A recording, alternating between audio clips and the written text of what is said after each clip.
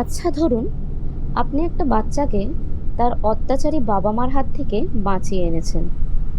এই ছোট্ট অবহেলিত শিশুটার উপর আপনি নিজের সমস্ত ভালোবাসা উজাড় করে দিয়েছেন। কিন্তু আস্তে আস্তে আপনার জীবনের বাকি সম্পর্কগুলো শেষ হয়ে যাচ্ছে। প্রতিনিয়ত কোনো দুর্ঘটনা বা খারাপ খবর আপনার কাছে চলে আসছে। কি করবেন তখন আপনি? সবটাই আপনার দুর্ভাগ্য বলে মেনে নেবেন, না সত্যি সত্যি ওই বাচ্চা মেয়েটা আপনার জীবনকে শূন্য করে শুষে নিচ্ছে? এরকমই একটা ইন্টারেস্টিং গল্প নিয়ে চলে এসেছি আজ। আজকের সিনেমার নাম কেস 39। এটা একটা হরর মিস্ট্রি মুভি।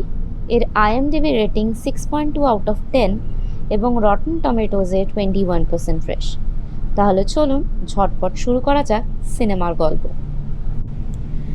সিনেমা শুরু হয় এমিলিকে দেখিয়ে। এমিলি একজন সোশ্যাল ওয়ার্কার, যে চাইল্ড কেয়ার ডিপার্টমেন্টে কাজ করে, যেখানে ওর কাছে একটা নতুন কেস আসে। এই কেসের নাম্বার 39, একটা বাচ্চা মেয়ে লিলিথ সুলিভানের কেস। এমিলি এরপর লিলিথের বাড়িতে ভিজিট করতে যায়, কারণ আমেরিকাতে বাবা মা যদি বাচ্চার সাথে খারাপ ব্যবহার করে বা ঘরে সবসময় ঝগড়া অশান্তি লেগে থাকে, তাহলে এই চাইল্ড কেয়ারের লোকজন ওই বাচ্চাকে নিয়ে নিজেদের কাছে রাখে। এমিলি ওর বাবা মার সঙ্গে কথা বলার চেষ্টা করে, কিন্তু লিলিথের বাবা মা এডওয়ার্ড এবং মার্গারেট এমিলির সাথে খুবই অদ্ভুত এবং রুড ব্যবহার করে। এর থেকে এমিলির মনে হয় লিলিতও খুব ভয়ে ভয়ে ওর বাবা মার সঙ্গে থাকে। তাই ও সুলিভান ফ্যামিলিকে চাইল্ড কেয়ার অফিসে ডেকে পাঠায়। লিলিথ বেশ কিছু মাস ধরে স্কুলে গিয়ে ঘুমিয়ে পড়ছিল, আর ওর পড়াশোনার মানও খুব নেমে গিয়েছিল। অফিসে লিলিথকে একা ডেকে এমিলি কথা বললে জানতে পারে ওর বাবা মা ওকে একদম পছন্দ করে না, আর মেয়েটা ওর বাবা মাকে বলতে শুনেছে যে ওরা লিলিথকে মেরে ফেলার প্ল্যান করছে। এমিলি প্রথম দেখাতেই এই বাচ্চা মেয়েটার সঙ্গে একটা আত্মিক যোগ অনুভব করে, আর ওর মনের মধ্যে এই ভয় দেখে লিলিথকে যে কোনোভাবে ওর বাবা মার হাত থেকে বাঁচাবে বলে ঠিক করে। এমিলি লিলিথকে নিজের ফোন নাম্বার দিয়ে রেখেছিল, যাতে যদি কখনো লিলিথকে ওর বাবা মা মারধর করে বা ও খুব ভয় পায়, ও যেন এমিলিকে ফোন করে ডাকতে পারে। হঠাৎই এক রাতে এমিলির কাছে লিলিথের ফোন আসে। ও বলে ও খুব ভয় পাচ্ছে, ওরা লিলিথকে ধরতে আসছে।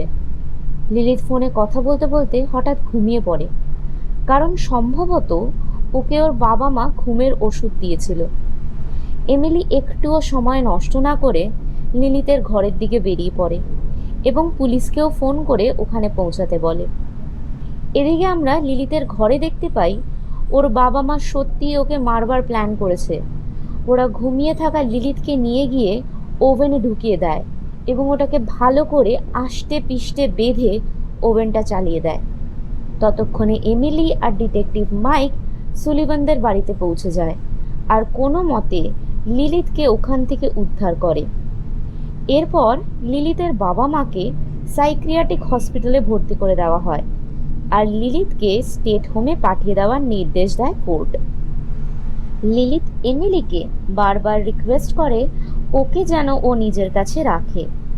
এমিলি এতে প্রথমে রাজি না হলেও পরে লিলিথকে নিজের বাড়িতে নিয়ে যায়। যতক্ষণ না ওকে কেউ অ্যাডপ্ট করছে, ততক্ষণ লিলিথ এমিলির কাছেই থাকবে।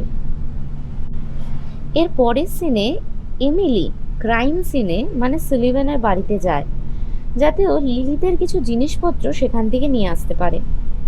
সুলিভানদের বাড়ি পৌঁছে ও দেখে ওরা বেসমেন্টে একটা ছোট্ট করে কবর খুঁড়ে রেখেছিল, আর মিস্টার অ্যান্ড মিসেস সুলিভানের ঘরে একটা বিশাল বড় হোলি ক্রস, বাইবেল এবং দরজায় অনেক ছিটকিনি আটকানো।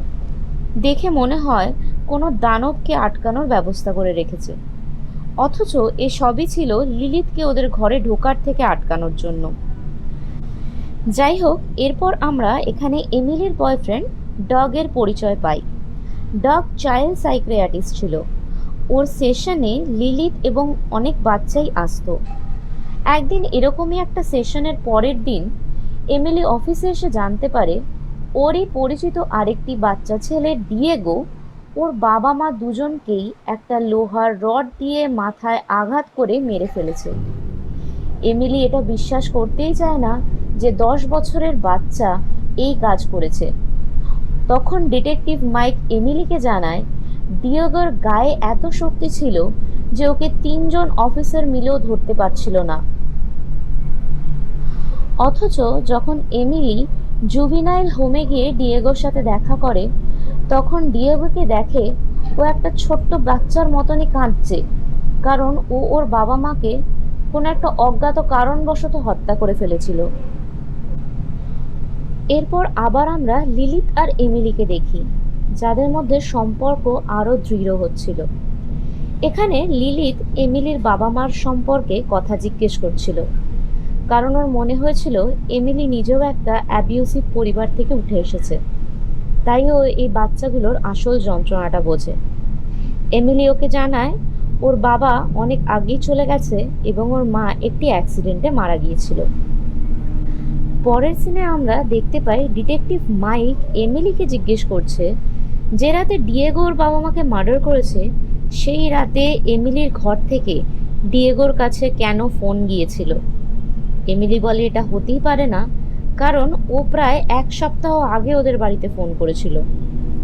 মাইক আর এমিলি তখন লিলিতকে জিজ্ঞেস করে ও রাত 2টোর সময় ডিয়েগোকে ফোন করেছিল কিনা, কিন্তু লিলিত এই প্রশ্নের উত্তরে সোজা না বলে দেয় যে ও ডিয়েগোকে কখনোই ফোন করেনি। মাইক তখনই বুঝতে পারে যে কোনো কারণে ও মিথ্যে কথা বলছে। এরপর জুভিনাইল হোমে গিয়ে ডিয়েগোকে এমিলি আর ডিটেকটিভ মাইক একই প্রশ্ন করে। তখন ডিয়েগো হঠাৎই অসুস্থ হয়ে পড়ে এবং জানায় যে ওদের বাড়ি থেকে রাত 2টোর সময় একটা ফোন এসেছিল, কিন্তু ফোনের অপর দিকে ও একজন প্রাপ্তবয়স্ক লোকেরই আওয়াজ পেয়েছিল। এরপর ডাভ আবার লিলিতের কাউন্সেলিং করতে আসে, কিন্তু এখানে লিলিতের অন্য একটা রূপ চোখে ধরা পড়ে। ওর ব্যবহার পুরোপুরি পরিবর্তন হয়ে গিয়েছিল। ডাভ লিলিতকে জিজ্ঞেস করে ও কিসে ভয় পায়, অন্ধকারকে, ওর বাবা মাকে, না একা থাকতে। ডাভ বলে সবাই কোনো না কোনো জিনিসকে ভয় পায়, এতে লজ্জার কিছু নেই। লিলিত তখন উত্তরে ডাভকে জিজ্ঞেস করে ও কিসে ভয় পায়। ডাভ তখন লিলিতকে আরও একটু স্বাচ্ছন্দ্যে আনার জন্য বলে ও ভীমরুল দেখলে ভয় পায়, কারণ ও ছোটবেলায় একটা ভীমরুলের বাসায় হাত দিয়ে দিয়েছিল আর তারপর ওকে হসপিটালে ভর্তি করতে হয়েছিল।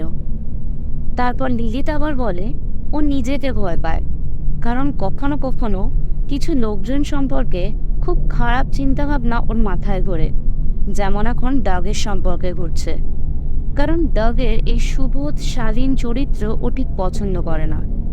ও ডাককে এটাও বলে ডাগের এবার ভয় পাওয়া উচিত, কারণ এরপর ওর সাথে কি হতে চলেছে সেটাও জানেই না। ডাগ এই সেশনের পর এমিলিকে জানায় এতদিন ধরে এত বাচ্চার সঙ্গেও কথা বলেছে, কিন্তু কোনোদিন নিজেকে এতটা ভীত বলে অনুভব করেনি, যা আজ লিলিতের সঙ্গে কথা বলে ও অনুভব করছে। সেই রাতে ডিনার টেবিলে বসে রাগ করে এমিলি লিলিতের সাথে একটাও কথা বলেনি, আর লিলিত সেই দেখে বুঝে যায় ডাগ এমিলিকে নিশ্চয়ই কিছু বলেছে। আরও রাত্রে ডাগের ল্যান্ডলাইনে একটা ফোন আসে আর কিছু একটা স্ট্যাটিক আওয়াজ চলতে থাকে। ডাগ একবার ভাবে ওটা লিলিত ফোন করেছে, কিন্তু কিছু না বলে ও ফোন রেখে দেয়। তারপর থেকেই ওর কানে পোকার মতন আওয়াজ হতে থাকে, ঠিক যেমন মৌমাছি উড়লে হয়। হঠাৎই ডাগের কান থেকে একটা ভীমরুল বেরিয়ে আসে, কারণ ও লিলিতকে বলেছিল ও ভীমরুলকে ভয় পায়। এরপর ডাগের শরীর থেকে ভীমরুল বেরোতেই থাকে এবং ডাগ ভয়ে সেগুলোকে তাড়াতে গিয়ে বাথরুমে পিছলে পড়ে মাথা ফেটে যায় এবং এতে ডাগের মৃত্যু হয়। এই ঘটনার পর এমিলির সন্দেহ লিলিতের উপর আরও বেড়ে যায়, কিন্তু এইবার কোনো ফোন এমিলির বাড়ি থেকে ডাগের কাছে যায়নি। এমিলি তাও লিলিতের ফাইল ঘাঁটে এবং সাইকিয়াট্রিক ওয়ার্ডে ভর্তি ওর বাবা মার সাথে কথা বলতে যায়।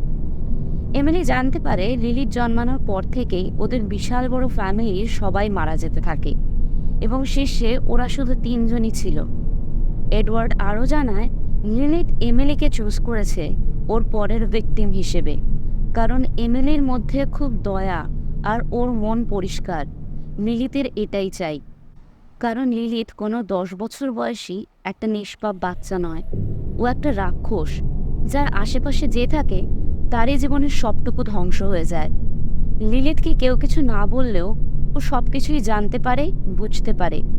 ওর মধ্যে একটা ডিমেন আছে যে ঠিক জেনে নেবে এমিলি কিসে ভয় পায়, আর সেটা দিয়েই এমিলির জীবনকে নরক করে তুলবে এবং এমিলিকে সেইভাবেই বাঁচতে বাধ্য করবে। এরপর এমিলি বাড়িতে এসেই সমস্ত ফোনের লাইন খুলে ফেলে আর সমস্ত জিনিস যেমন ছুরি কাঁচি সবকিছু লুকিয়ে ফেলে। লিলিত বাড়ি ফিরে এমিলিকে দেখে বুঝে যায় এমিলি আসলে ওর সত্যিটা জেনে গেছে। ও জানতো এমিলি ওর বাবা মার কাছে গেছিল। ও তাই ওকে জিজ্ঞেস করে মা কেমন আছে। তখন এমিলি বলে, আমি কি করে জানবো তোমার মা কেমন আছে? লিলিত এমিলিকে বলে, তুমি যে বললে তুমি আমার বাবা মার সাথে দেখা করতে যাবে, কিন্তু এরম কোনো কথা এমিলি লিলিতকে বলেইনি। এমিলিও এবার প্রতিনিয়ত ভয়ে থাকতে থাকতে পাগল হয়ে যাচ্ছিল। ও ডিটেকটিভ মাইককে সব কথা জানায়, কিন্তু মাইক একটা 10 বছরের বাচ্চা মেয়েকে, যার বাবা মা তাকে ওভেনে ঢুকিয়ে মারতে চেয়েছিল, তাকে ডিমেন বলে মানতেই পারছিল না। এমিলি কারোর থেকে সাহায্য না পেয়ে নিজেও নিজের রুমের দরজায় অনেকগুলো লক লাগিয়ে নিয়েছিল। এমিলি এবার লিলিতের জন্য ফ্রস্টার হোম খুঁজতে শুরু করে, কিন্তু সেটাও লিলিত টের পেয়ে যায়। সেই রাতে এমিলি অনেক দেরি করে অফিস থেকে ফেরে আর বাড়িতে ঢুকে সোজা নিজের রুমে গিয়ে সবকটা লক লাগিয়ে দেয়। লিলিত ওকে একটানা প্রায় 1,00,000 বার দরজা খুলতে বলে, কিন্তু এমিলি দরজা বন্ধই রাখে। এমন সময় এমিলির ক্লসেট থেকে পুড়ে যাওয়া একজন মহিলার আত্মা বেরিয়ে আসে, যেটা এমিলিকে হন্ট করে বাড়ির বাইরে বের করে আনে। এরপর এমিলি ভেবেছিল রাতটা ওর গাড়িতেই কাটিয়ে দেবে, কিন্তু সেখানেও বসেছিল লিলিত। ও এবার এমিলিকে খোলাখুলিভাবে বলে, আমি যা বলবো তোমাকে সেটাই করতে হবে। আমি যেখানে যেতে চাইবো তোমাকে নিয়ে যেতে হবে। নতুন জামা চাইলে তোমাকে তাই কিনে দিতে হবে। এটাই তোমার নতুন জীবন। পরের দিন এমিলি খবর পায় যে লিলিতের জন্য একটা ফস্টার হোম পাওয়া গেছে। ওরা লিলিতকে অ্যাডাপ্ট করতে চায়। এতে এমিলি খুশি হওয়ার বদলে আরও বেশি টানাপোড়েনের মধ্যে পড়ে যায়, কারণ ওই ফ্যামিলিতে আরও অনেক বাচ্চা ছিল। এমিলি ঠিক করে লিলিতের এই সমস্যার সমাধান ও নিজেই করবে। তাই ও আবার লিলিতের বাবা এডওয়ার্ডের সাথে দেখা করতে যায়। এডওয়ার্ডকে সব কথা জানালে ও এমিলিকে বলে লিলিতকে খুন করে ফেলতে। ওরা 10 বছর ধরে বিভিন্নভাবে চেষ্টা করেছে, কিন্তু পারেনি। লিলিতকে একমাত্র মারা সম্ভব যখন ও ঘুমাবে, কিন্তু লিলিত প্রায় ঘুমায় না বললেই চলে। যদি এমিলি ওকে ভয় না পায় তাহলেই একমাত্র ওর শক্তি কমে যাবে আর ও এমিলির কোনো ক্ষতি করতে পারবে না। সন্ধেবেলা এমিলি বাড়ি ফিরলে লিলিত বুঝতে পেরে যায় এমিলি আবার ওর বাবা মার সঙ্গে দেখা করতে গিয়েছিল। তাই তার পরের দিনই মার্গারেট তার ভিশনে দেখে ওর গায়ে আগুন লেগে গেছে, আর এডওয়ার্ডও হ্যালুসিনেশনের জন্য অন্য আরেক কয়েদিকে মারতে গিয়ে নিজেই পড়ে গিয়ে চোখে একটা কাঁটা চামচ ঢুকে যাওয়ায় ওরা দুজনেই মারা যায়। এই ঘটনা শোনার পর এমিলি আর একটুও দেরি না করে ডিটেকটিভ মাইকের সঙ্গে কথা বলে। মাইক তখন এমিলিকে সাহায্য করবে বলে, আর সেই রাতেই মাইকও অদ্ভুতভাবে নিজেকে গুলি করে মারা যায়। এমিলির বন্ধু, বয়ফ্রেন্ড, ও যে বাচ্চাদের ভালোবাসে সবাইকে লিলিত এক এক করে ওর জীবন থেকে কেড়ে নিয়েছে। এখন ও শুধুমাত্র লিলিতের হাতের একটা খেলার পুতুল। এমিলি মাইকের মৃত্যু সংবাদ শুনে এবার প্রচণ্ড রেগে যায়। ও লিলিতকে চিৎকার করে ঘর থেকে বেরিয়ে যেতে বলে। তখনই লিলিতের মুখে পরিষ্কারভাবে ফুটে ওঠে ওর দানবীয় রূপ, আর এমিলি তাই দেখে ভয়ে কুঁকড়ে যায়। ও নিজের ঘরে ঢুকে দরজা বন্ধ করে দেয় আর দরজার সামনে ঘরের বড় বড় আসবাবপত্র টেনে রেখে দেয়। লিলিত এমিলিকে মানাতে ওর ঘরের সামনে যায়, কিন্তু দরজা বন্ধ দেখে আরও রেগে যায়। একটা দানবের শক্তির সামনে একটা সামান্য দরজা কিছুই ছিল না। ও দরজা ভেঙে ফেলে এবং তার সাথে প্রায় দেওয়ালটাও ভেঙে ফেলে। লিলিত ঘরে ঢুকতেই এমিলি খাটের তলায় ঢুকে পড়ে এবং লিলিতকে জিজ্ঞেস করে ও কেন এমিলির জীবনে এসেছে। ওর থেকে কি চায়। তখন লিলিথ ঠিক একটা সরীসৃপের মতন এগিয়ে আসতে আসতে এমিলিকে বলে, আমি চাই তুমি আমাকে মায়ের মতোই ভালোবাসো, আদর করো, আমার সব কথা শোনো। এমিলি সেই মুহূর্তে তাতে রাজিও হয়ে যায়। এরপর রাত্রে চায়ের সঙ্গে কিছু ঘুমের ওষুধ মিশিয়ে এমিলি লিলিথকে সেটা খাইয়ে ঘুম পাড়িয়ে দেয়। এরপর ও লিলিথের ঘরের দরজা ভালো করে দড়ি দিয়ে বেঁধে সারা বাড়িতে পেট্রোল ছড়িয়ে আগুন লাগিয়ে দেয় এবং নিজে বাইরে বেরিয়ে আসে। কিছুক্ষণ পরেই দমকলের গাড়িও সেখানে পৌঁছে যায়। ওরা এমিলিকে জিজ্ঞেস করে ঘরে আর কেউ আছে কিনা। এমিলি যাতে কোনো উত্তর করে না, কিন্তু ও দেখতে পায় লিলিথ ফায়ার ফাইটারদের সঙ্গে বাইরেই একদম অক্ষত অবস্থায় দাঁড়িয়েছিল। এটা দেখে এমিলি শকে চলে যায়, কিন্তু মনে মনে ঠিক করে ফেলে এর একটা বিহিত আজকে করেই ছাড়বে। ও লিলিথকে গাড়িতে নিয়ে হোটেলে যাবে বলে বেরিয়ে পড়ে, কিন্তু রাস্তায় লিলিথ এমিলির এই প্ল্যানের প্রতিশোধ নেবে বলে ও হ্যালুসিনেশনে এমিলিকে ওর মায়ের অ্যাক্সিডেন্টের ঘটনা মনে করিয়ে দেয়, ওকে ভয় দেখাতে চায়। এমিলি এবার বলে, আমি তোকে ভয় পাই না, আর আমি যা দেখছি সেই সব কিছুই অবাস্তব। এই বলে এমিলি গাড়ির স্পিড আরও বাড়িয়ে দেয় আর রুটটা চেঞ্জ করে অন্য রাস্তা ধরে। তখন প্রথমবার লিলিতের মুখে ভয়ের ছাপ দেখা যায়। ও কিছু বুঝে ওঠার আগেই এই যে সিট বেল্টটা আলগা করে গাড়িটা নিয়ে নদীতে ঝাঁপ দেয়। লিলি তো তখন নিজের আসল ডেমনিক রূপে চলে আসে, কিন্তু এমিলি সাহস করে ওকে গাড়ির বুট স্পেসে ঢুকিয়ে দিয়ে গাড়ি থেকে বেরিয়ে আসতে পারে। সাঁতার কেটে উপরে ওঠার সময় ডিমেনটা একটা হাত বার করে এমিলির পা ধরে ফেলে, কিন্তু এমিলি তাও ওকে ভয় না পেয়ে লড়াই করে কোনো মতে নিজেকে বাঁচিয়ে উপরে উঠে আসে। শেষ পর্যন্ত গাড়িটা নদীর গভীরে তলিয়ে যায়, আর এমিলি সেটা দেখে একটা দীর্ঘশ্বাস ফেলে। আর ব্যাস, এভাবেই কেস 39 মুভিটা শেষ হয়। বন্ধুরা, তোমরা যদি পুরো এক্সপ্লানেশনটা দেখে থাকো তাহলে প্লিজ লাইক আর সাবস্ক্রাইব করো, পারলে শেয়ার করে ভিডিওটাকে বন্ধু বান্ধবকেও দেখাও। এরকম আরও অনেক ইন্টারেস্টিং ভিডিও নিয়ে আমি চলে আসবো খুব শীঘ্রই। আজ তবে এটুকুই। Thanks for watching.